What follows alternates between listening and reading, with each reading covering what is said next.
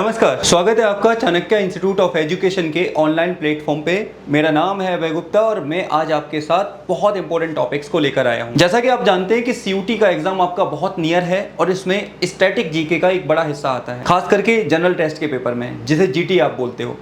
तो आज उसी जीटी के कुछ टॉपिक्स को मैं लेकर आया हूँ और ये टॉपिक्स पॉलिटी से संबंधित हैं। 2 दिन यानी कि कल, आज और कल मैं आपके साथ पॉलिटी के टॉपिक्स, इंपॉर्टेंट टॉपिक्स पर डिस्कशन करूंगा, जिसमें कॉन्स्टिट्यूशन के पार्ट, शेड्यूल, आर्टिकल, इन पर बात होगी। उसके बाद फिर कल और इसी तरह से नए नए टॉपिक्स लेकर आऊंगा। यानी कि 7 तारीख को आपका पेपर है, उससे पहले पहले कुछ क्लासेस आपके साथ मैं डिस्कस करना चाहता हूँ और ऐसी आशा है कि इन्हीं क्लासेस से आपका एक बड़ा एरिया कवर हो जाएगा। तो बिना देरी करे मैं आज आपके साथ डिस्कस करने आया हूं संविधान का निर्माण और उसकी कुछ विशेषताएं। मैं और आप डिस्कस करेंगे इस चैप्टर के अंदर कॉन्स्टिट्यूशन क्या है, किस प्रकार से बना और उसके फीचर्स क्या हैं। एक एक करके बहुत कुछ आपको मैं समझाने की कोशिश करूंगा। तो बिना देरी करें सबसे पहले अपने टॉपिक को शुरू करते हैं और वो है क्या, संक्षिप्त इतिहास।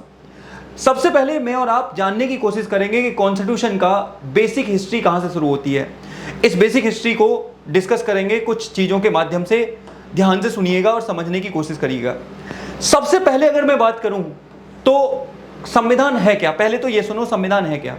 तो मैं और आप क्या कह सकते हैं कि संविधान एक ऐसा कानूनी दस्तावेज है, संविधान एक ऐसा कानूनी दस्तावेज है जिसकी सहायता से किसी देश की शासन व्यवस्था को चलाया जाता है। यानी कि constitution is a legal document which is facilitate governance of particular country.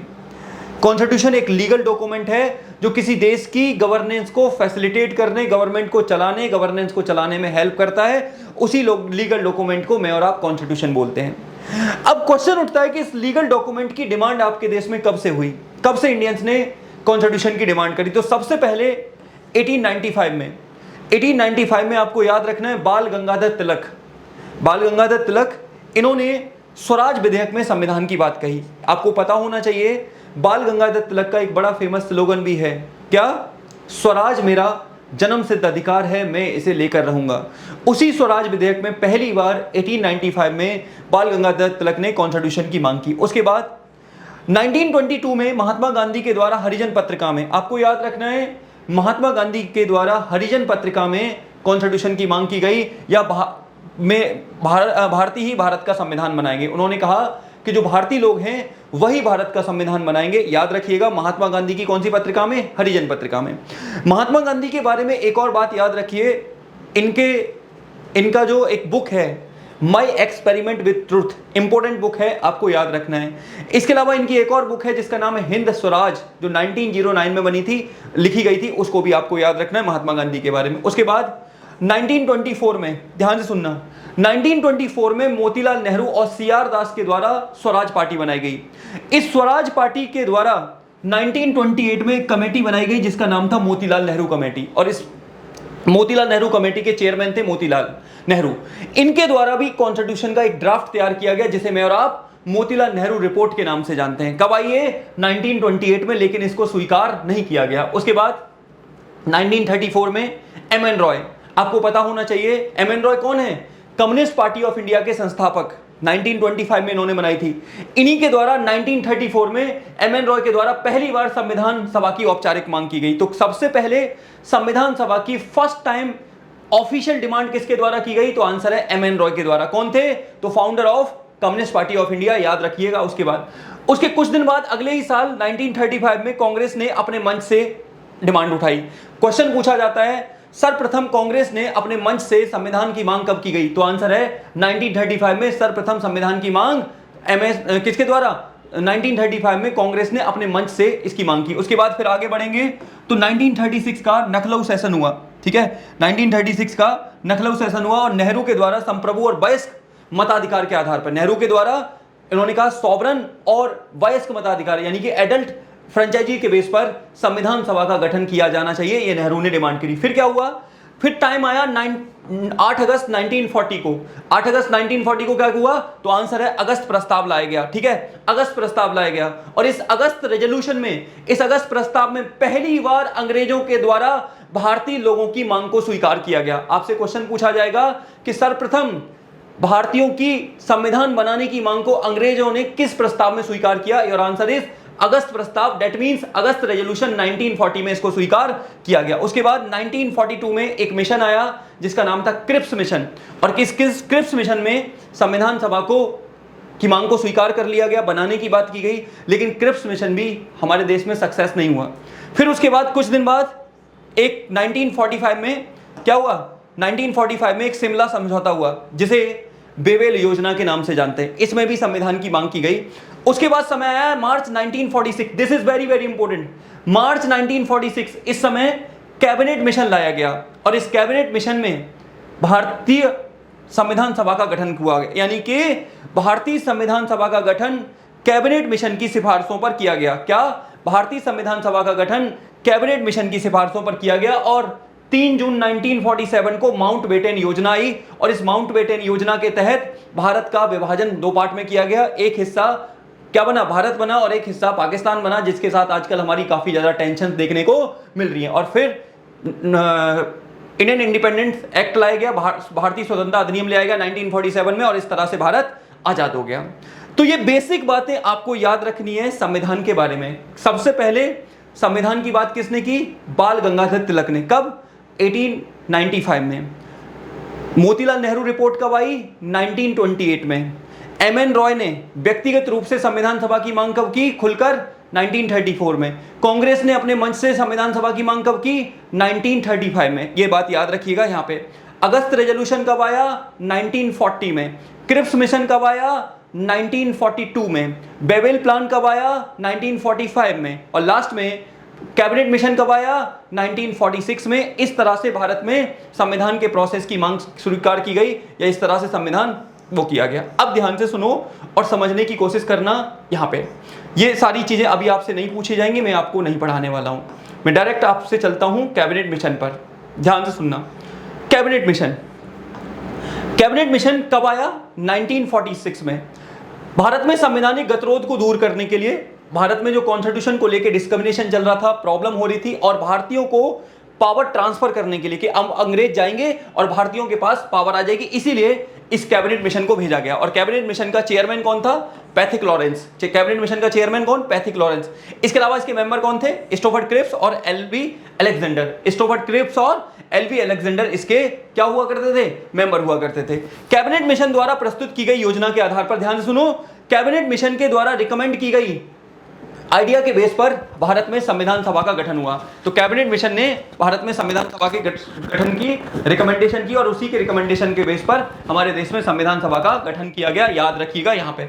निर्वाचन के पश्चात एक अंतरिम सरकार का भी गठन किया गया, साथ ही इन्होंने एक अंतरिम सरकार को भी बनाने की बात की गई। तो आपसे एक बात याद रखिएगा कि क्वेश्चन पूछा जाता है कि संविधान सभा किसकी उत्तराधिकारी थी, तो आपका आंसर क्या हो जाएगा, आंसर है कैबिनेट मिशन की। कैबिनेट मिशन का अध्यक्ष कौन था, पैथिक लॉरेंस।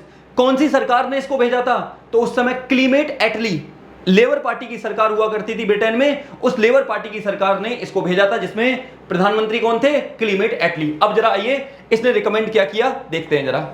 कैबिनेट मिशन और भारतीय संविधान सभा, ध्यान से सुनिएगा, इन्होंने रिकमेंड क्या किया। तो 1946 में संवैधानिक गतिरोध दूर करने के लिए मैंने बता दिया। अब इसमें देखो कैबिनेट मिशन ने कितने मेंबर्स को अपॉइंट करने की बात की, तो कैबिनेट मिशन की रिकमेंडेशन पर देश के अलग अलग हिस्सों से 389 मेंबर्स लाए गए। देश के अलग अलग हिस्सों से 389 मेंबर्स को संविधान सभा में शामिल किया गया। कैसे कैसे, 292 मेंबर्स कहां से आए थे, 11 ब्रिटिश प्रांत से, जो 11 ब्रिटिश प्रोविंस थे वहां से 292 मेंबर्स आए थे।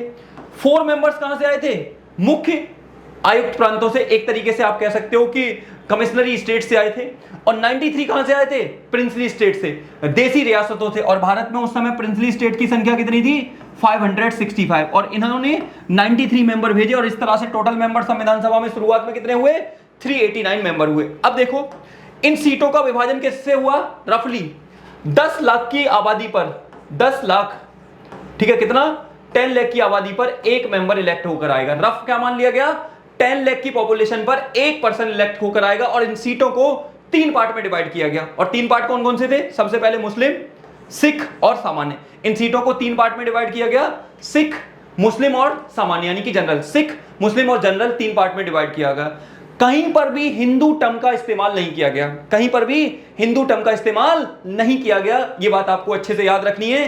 किसके बारे में बात कर रहा हूं मैं बात कर रहा हूं कैबिनेट मिशन की मेंबरशिप के बारे में, ठीक है। ये बात दिमाग में रखिएगा। इसके बारे में कितने मेंबर थे टोटल? 389 बता चुका हूं आपको, अलग अलग एरिया से आए थे। जरा ब्रिटिश इंडिया से कितने आए थे? 292। और प्रिंसली स्टेट से कितने आए थे? 93। कमिश्नरी स्टेट से कितने आए थे? 4। तो इस तरह से टोटल मेंबर कितने हो गए? 389। चलिए आगे आइए। देखो, सदस्यों का चुनाव प्रांतीय असेंबली में उस समुदाय के सदस्यों द्वारा हुआ था। प्रांत में जो नेता चुनकर आए थे, उन्हीं नेताओं ने मेंबर्स को इलेक्ट करके भेजा था। जबकि प्रिंसली स्टेट्स के मेंबर्स को किसने? प्रिंसली स्टेट के रूलर्स ने इलेक्ट करके भेजा था, उनको चुनकर भेजा था। यह बात दिमाग में रखिएगा, इंपॉर्टेंट बात है यहां पे। अब जरा आगे आ जाइए। अब देखो, संविधान सभा हेतु निर्वाचन मैंने बता दिया आपको कहां से कितने मेंबर आए थे। अब देखो, सबसे पहले समझो कि संविधान सभा में किस तरह से मेंबर थे। कुल सदस्य 389 थे, निर्वाचित सदस्य 296 थे और देशी रियासतों के 93 थे। तो इन निर्वाचित सदस्यों में जो 296 थे, इसमें कांग्रेस के मेंबर कितने थे? 208। मुस्लिम लीग के कितने थे? 73 और अदर्स कितने थे? 15। इस तरह से 296 हुए। और प्रिंसली स्टेट से कितने आए? 93। और इस तरह से टोटल मेंबर कितने हुए? 389। तो कॉन्स्टिट्यूशन असेंबली में शुरुआत में मेंबर कितने थे बच्चों? 389। अब देखो, कुछ महिलाएं भी इसमें शामिल थी। कौन कौन? अम्मू स्वामीनाथन, हंसा मेहता, कमला चौधरी, पूर्णिया बनर्जी, राजकुमारी अमृत कौर, विजय लक्ष्मी पंडित, सरोजनी नायडू, इसके अलावा आपका सुचेता कृपलानी, बेगम एजाज रसूल, एकमात्र मुस्लिम महिला सदस्य जिनका नाम था बेगम एजाज रसूल। इस तरह से संविधान सभा में लगभग 15 महिलाएं भी थी। ये बात आपको याद रखनी है। कितनी महिलाएं थी? 15 महिलाएं हुआ करती थी। अब देखो, अब उसी समय हमारी एक अंतरिम सरकार बनी। अंतरिम सरकार को इंग्लिश में क्या बोलते हैं? तो एंटरिम गवर्नमेंट बोलते हैं।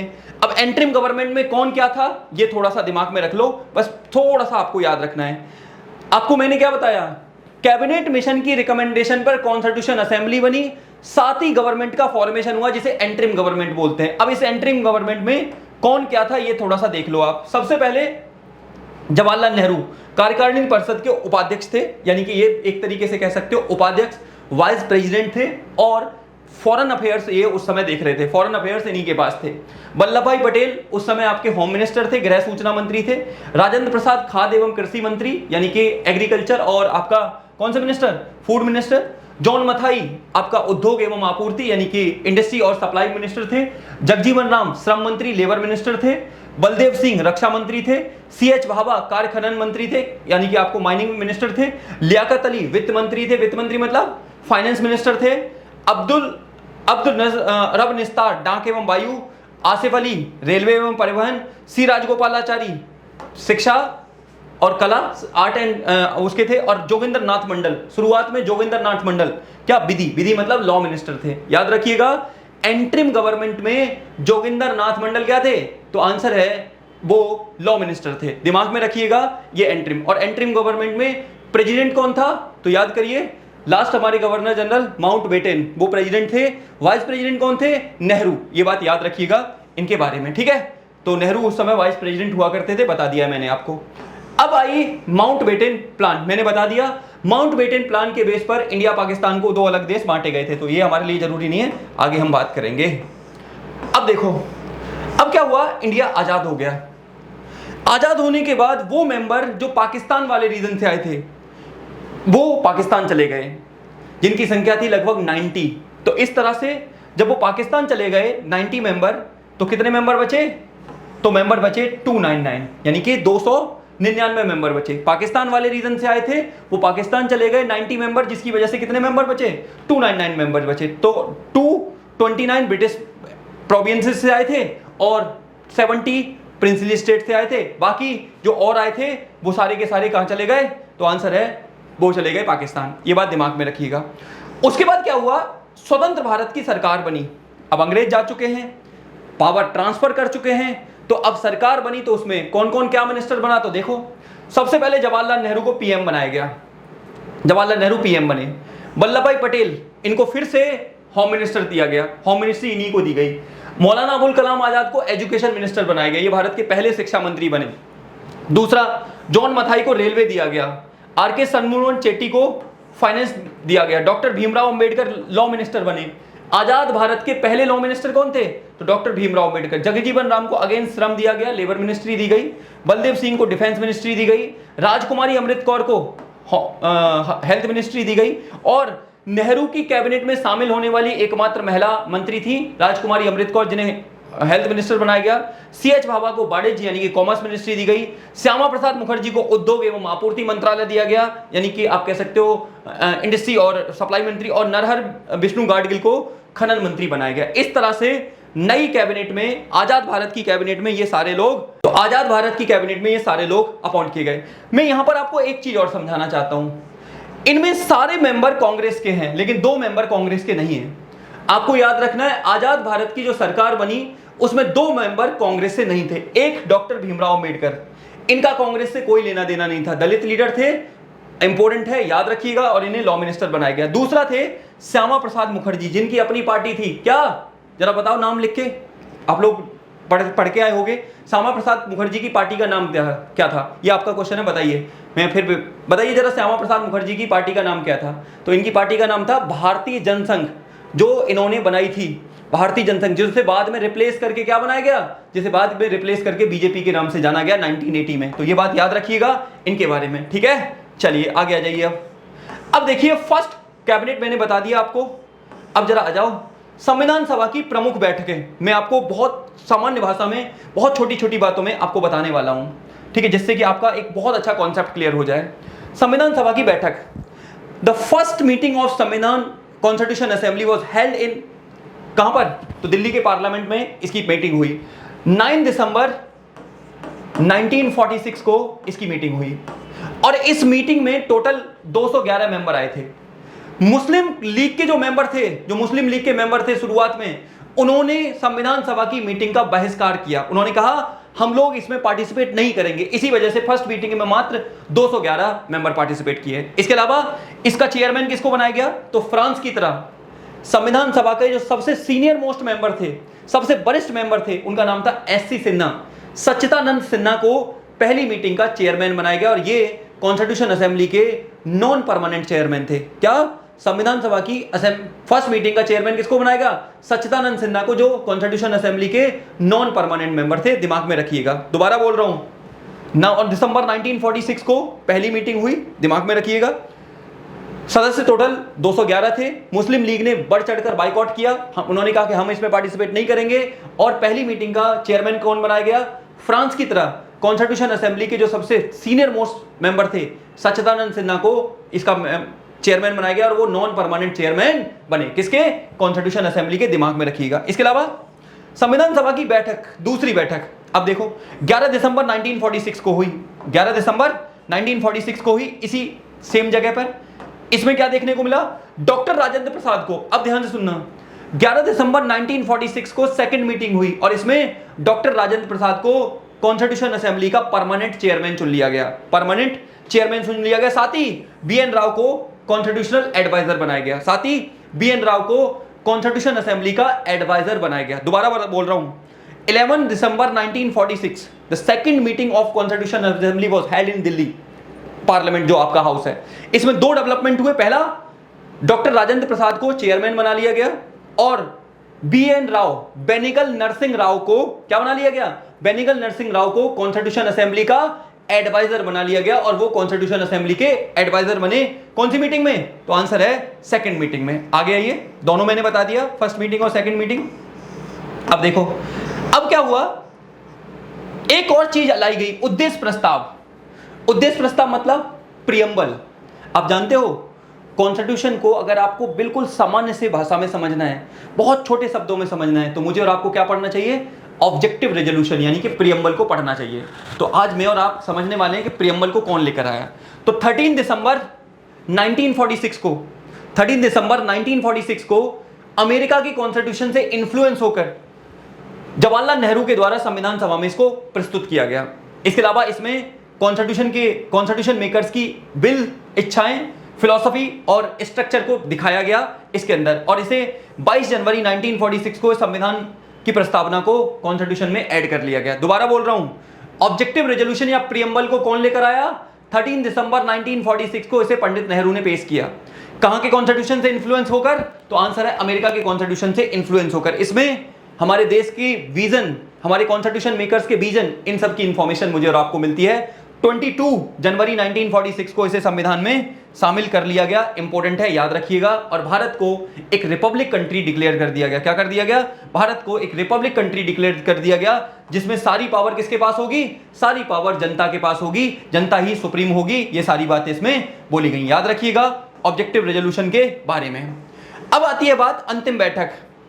कॉन्स्टिट्यूशन असेंबली की अंतिम बैठक कब हुई? देखिए, तो सबसे अंतिम बैठक 24 जनवरी 1950 को हुई, लास्ट बैठक। इसमें क्या हुआ? अब डॉक्टर राजेंद्र प्रसाद को, जो अभी तक क्या थे? कॉन्स्टिट्यूशन असेंबली के चेयरमैन थे, उनको भारत का पहला राष्ट्रपति चुन लिया गया। डॉक्टर राजेंद्र प्रसाद को प्रेसिडेंट ऑफ इंडिया इलेक्ट कर दिया गया। दूसरा काम, जनगण मन को राष्ट्रगान घोषित किया गया। आपको याद रखना है, गुरुदेव रविंद्रनाथ टैगोर के द्वारा लिखित जनगण मन को राष्ट्रगान। इसके अलावा वंदे मातरम को जो लिखा था बंकिम चंद्र चट्टोपाध्याय ने, इसको राष्ट्रीय गीत डिक्लेयर कर दिया गया। कौन सी मीटिंग में? लास्ट मीटिंग में, जो कब हुई? 24 जनवरी 1950 को। इसके अलावा कॉन्स्टिट्यूशन असेंबली के बारे में कुछ और बेसिक बातें जो आपको याद रखनी है। कॉन्स्टिट्यूशन असेंबली में साइन क्या था? मोहर के रूप में, हाथी को प्रतीक के रूप में चुना गया। एचबीआर अयंगर को संविधान सभा का सचिव, एचबीआर अयंगर को कॉन्स्टिट्यूशन असेंबली का सेक्रेटरी बनाया गया। एलन मुखर्जी को मुख्य प्रारूपकर्ता यानी कि चीफ ड्राफ्टमैन बनाया गया। सुलेखन, कॉन्स्टिट्यूशन असेंबली, कॉन्स्टिट्यूशन को लिखने का काम, इंग्लिश में लिखने का काम किसने किया? प्रेम बिहारी नारायण राजादा ने किया। इस पर डिजाइन बनाने का काम किसने किया? तो शांति निकेतन के दो कलाकार थे, एक का नाम था नंदलाल बोस और बिहारीराम मनोहर सिन्हा। इन्होंने इस पर डिजाइन बनाए। और लास्ट में हिंदी में इसको लिखने का काम किसने किया? तो बसंत कृष्ण वैद्य ने इसको हिंदी में लिखने का काम किया। तो ये बात अच्छे से याद रखिए कॉन्स्टिट्यूशन के बारे में। थोड़ा सा साइड हो जा रहा हूं, आप देख लीजिए जल्दी से आप इसके बारे में। बिल्कुल बिल्कुल बिल्कुल बिल्कुल, देखिए, देख लिया। चलो अगले टॉपिक पे चलते हैं। लास्ट मीटिंग कब हुई? 24 जनवरी 1950 में। 3 काम हुए, बता दिया है मैंने। अब कुछ अन्य तथ्य फैक्ट देखिए। कॉन्स्टिट्यूशन को बनने में कितना टाइम लगा? कॉन्स्टिट्यूशन को बनने में 2 साल 11 महीने 18 दिन लगे। लगभग 3 साल में इंडियन कॉन्स्टिट्यूशन बन के रेडी हुआ। ये प्रथम वाचन ये नहीं पूछा जाता है। अब ध्यान से सुनो, 26 नवंबर 1949 को क्या हुआ? डॉक्टर भीमराव अंबेडकर ने अंतिम प्रारूप इंट्रोड्यूस किया, लास्ट ड्राफ्ट कॉन्स्टिट्यूशन का इंट्रोड्यूस किया, जिसमें 284 299 में से, अभी मैंने बताया जैसे ही भारत आजाद हुआ तो जो पाकिस्तान वाला रीजन था, जो पाकिस्तान अलग हो गया, तो बहुत सारे मेंबर पाकिस्तान वाले रीजन से आए थे, वो पाकिस्तान में जा चुके थे। तो पाकिस्तान में जा चुके थे, इस प्रकार ये संख्या 299 रह गई। बाद में कुछ लोगों ने रिजाइन कर दिया, कुछ लोगों की डेथ हो गई, कुछ लोग शामिल नहीं हुए, और फाइनली भारतीय संविधान पर कितने लोगों ने साइन किया? तो आंसर है 284 मेंबर्स ने साइन किया। याद रखिएगा कब साइन किया गया? तो आंसर है कब साइन किया गया? तो याद रखिएगा 29 नवंबर 1949 को अंतिम रूप से साइन किया गया, और यहीं से भारत का संविधान क्या हो गया? भारत का संविधान इंट्रोड्यूस कर दिया गया। और आपको याद रखना है, हर साल 26 नवंबर को क्या मनाया जाता है? तो आंसर है संविधान दिवस के रूप में मनाया जाता है। 26 नवंबर को हर साल क्या मनाया जाता है? संविधान दिवस के रूप में मनाया जाता है। अब कुछ नाम सुनिए। पहला नाम है सर नरसिंह बेनेगल राव, BN राव। कौन थे ये? अभी मैंने बताया थोड़ी देर पहले, ये संविधान सभा के एडवाइजर थे। ये कौन थे? संविधान सभा के एडवाइजर थे। साथ ही इन्होंने कश्मीर के प्रधानमंत्री के रूप में काम किया था। साथ ही ये म्यांमार के कॉन्स्टिट्यूशन के भी एडवाइजर थे। डॉक्टर भीमराव अंबेडकर, इनका जन्म 14 अप्रैल 1891 को मध्य प्रदेश में हुआ था। याद रखिएगा। भारतीय संविधान सभा की ये प्रारूप समिति, जो ड्राफ्टिंग कमेटी थी कॉन्स्टिट्यूशन असेंबली की, जो सबसे इंपॉर्टेंट कमेटी थी जिसका नाम था ड्राफ्टिंग कमेटी, उस ड्राफ्टिंग कमेटी के ये चेयरमैन थे। क्या थे ये? उस ड्राफ्टिंग कमेटी के चेयरमैन थे, जिसने ये ड्राफ्ट तैयार करने का काम किया था। बाद में ये भारत के पहले कानून मंत्री बने। दलित अधिकारों की इन्होंने बात की। इन्होंने एक पार्टी बनाई, इंडिपेंडेंट लेबर पार्टी। साथ ही इनका एक बहुत फेमस न्यूज़पेपर भी था जिसका नाम था मूक नायक। क्या नाम था? मूक नायक। ये बात दिमाग में रखिएगा इनके बारे में, ठीक है? ये बात याद रखिए डॉक्टर भीमराव अंबेडकर के बारे में। अब यहीं पर आप कुछ कमेटीज देख लो, कॉन्स्टिट्यूशन असेंबली की कमेटीज, एक एक करके मैं आपको समझाता हूं। सबसे पहली कमेटी है संघ कमेटी। संघ मतलब यूनियन कमेटी। अब एक बात समझो, यूनियन की पावर किसके पास होती है? प्राइम मिनिस्टर के पास। तो यूनियन कमेटी का चेयरमैन कौन था? तो आंसर है यूनियन कमेटी के चेयरमैन थे जवाहरलाल नेहरू। प्रांतीय कमेटी, प्रांतीय मतलब स्टेट, मौलिक अधिकारों की कमेटी जो फंडामेंटल राइट्स देखती थी। अब देखो, प्रांत मतलब स्टेट, स्टेट में लॉ एंड ऑर्डर को कौन मेंटेन करता है? Home minister. तो वो कौन थे? सरदार वल्लभ भाई पटेल इसके चेयरमैन बनाए गए। अल्पसंख्यक उप समिति HS मुखर्जी। फिर आपका स्टाफ राष्ट्रीय ध्वज कमेटी के चेयरमैन कौन थे? और देसी रियासतों के साथ एग्रीमेंट करने वाले कौन थे? तो डॉक्टर राजेंद्र प्रसाद, ये इसके चेयरमैन थे। थोड़ा सा इनके बारे में देख लेना। इसके अलावा अगला नाम क्या है? अगला नाम है मुख्य आयुक्त प्रांत, यानी कि जो हमारे कमिश्नरी स्टेट थे उनसे डील करने के लिए बी पट्टाभी सीतारामैया। कार्य संचालन तो KM मुंशी। सर्वोच्च न्यायालय और नागरिकता को लेकर जो कमेटी काम कर रही थी उसके चेयरमैन कौन थे? तो S भद्राचारी, जो संविधान सभा के सदस्य नहीं थे लेकिन फिर भी इन्होंने मैनेज किया। भाषा समिति के अध्यक्ष इंपॉर्टेंट है, भाषा समिति के अध्यक्ष कौन थे? S.K. धर। कौन थे? S.K. धर, ये भी संविधान सभा के सदस्य नहीं थे लेकिन इन्होंने भाषा कमेटी को मैनेज करने का काम किया था। ये थोड़ा सा दिमाग में रखिए। अब बात आती है प्रारूप समिति। Again this is very very important. प्रारूप समिति अभी मैंने बताया आपको कब बनाई गई। क्या प्रारूप समिति का गठन संविधान सभा के साथ हुआ? तो आंसर है जी नहीं। संविधान सभा कब बनी थी? याद करो, पहली मीटिंग कब हुई? 9 दिसंबर 1946 को। प्रारूप समिति ने काम करना कब शुरू किया? तो आंसर है 29 अगस्त 1947। The drafting committee was setup कब? ऑन 29 अगस्त 1947। 1947 में इसको सेटअप किया गया, जबकि कॉन्स्टिट्यूशन असेंबली पहले। काम क्या था? संविधान का प्रारूप तैयार करना, कॉन्स्टिट्यूशन का ड्राफ्ट तैयार करना। यह संविधान सभा की सबसे इंपॉर्टेंट कमेटी थी, सबसे इंपॉर्टेंट कमेटी थी जिसका काम क्या दिया गया? जिसका काम कॉन्स्टिट्यूशन को ड्राफ्ट करना था। इसमें मेंबर कितने थे? एक चेयरमैन एंड 6 मेंबर, एक अध्यक्ष तथा 6 सदस्य थे। और चेयरमैन कौन था इसका? तो इसके चेयरमैन थे डॉक्टर भीमराव अंबेडकर। डॉक्टर भीमराव अंबेडकर इसके चेयरमैन थे। अब आपको समझना है यहां पर इसमें मेंबर कौन कौन से थे। तो देखो, सबसे पहले मेंबर N गोपालास्वामी, दूसरा अल्लादी कृष्ण स्वामी अय्यर, तीसरा डॉक्टर KM मुंशी, चौथा सैयद मोहम्मद सादुल्ला, पांचवा N माधवराव, पांचवा कौन थे? N माधवराव, और छठे TT कृष्णमाचारी। तो टोटल 6 मेंबर और एक अध्यक्ष। अध्यक्ष कौन थे? President doctor Bhimrao Ambedkar was the chairman of drafting committee, और उनके साथ 6 मेंबर थे। अब इनको याद रखना कैसे है? देखो, 1 2 यहां पर समझो पहले, 1 2 5 6। ये देखोगे तो ये जो मैंने टिक लगाए हैं ये कौन नाम है? ये भगवान कृष्ण के पर्यायवाची हैं। गोपालास्वामी, कृष्ण, माधव, यहाँ TT कृष्णमाचारी। तो यानी भगवान कृष्ण के नाम पर ये 4 नाम हो गए।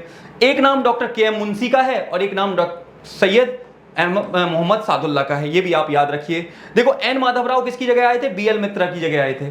और TT कृष्णमाचारी किसकी जगह आए थे? DP खेतान की जगह। BL मित्रा ने रिजाइन दे दिया था, DP खेतान की डेथ हो गई थी, इसी वजह से BL मित्र की जगह कौन? N माधवराव, और DP खेतान की जगह कौन आए थे? तो TT कृष्णमाचारी आए थे। ये बात याद रखिएगा। किसके बारे में बात कर रहा हूं मैं? प्रारूप समिति के बारे में बात कर रहा हूं। इसमें एक और चीज आपको याद रखनी है, प्रारूप समिति में कांग्रेस के मात्र 2 सदस्य थे। कांग्रेस के सिर्फ 2 ही मेंबर शामिल थे। किसमें? प्रारूप समिति यानी कि ड्राफ्टिंग कमेटी में। कौन कौन भाई? तो KM मुंशी और TT कृष्णमाचारी। सिर्फ ये 2 ही मेंबर कांग्रेस के थे, बाकी मेंबर नहीं थे। सबसे ज्यादा सीटें किस स्टेट को मिली थी? एज यूजुअल यूपी को, संयुक्त प्रांत उस समय, फिर मद्रास, फिर बिहार। देसी रियासतों में सबसे ज्यादा मैसूर, श्रावणकोर और फिर ग्वालियर। इस तरह से इनको सीटें डिस्ट्रीब्यूट की गई। आपको याद रख लेना है इनके बारे में। दोबारा बोल रहा हूं, प्रारूप समिति में कांग्रेस के सदस्य कितने थे? 2। कौन कौन? KM मुंशी और TT कृष्णमाचारी। दिमाग में रखिएगा, इंपॉर्टेंट बात है इनके बारे में, ठीक है। अब जरा आ जाइए, अपना इंपॉर्टेंट टॉपिक यहां से शुरू हो जाता है, दूसरा।